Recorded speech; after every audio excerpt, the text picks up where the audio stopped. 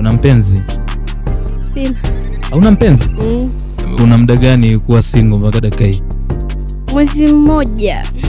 Katika swala zima lile la kufanya mapenzi, wewe ulikuwa unaridhishwa na mpenzi wako mkifikia kileleni anapoenda raundi ngapi?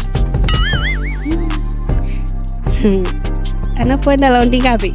Ndio unaridhika yani. 4. Raundi 4 ndio unaridhika? Chini ya hapo? Nakuwa bado sijali. Au kwa sababu moja hapo kuachana nini? Hamna bado. Hamna.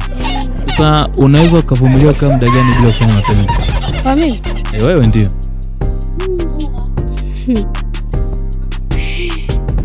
5, 6 hapo mwisho yani hapo.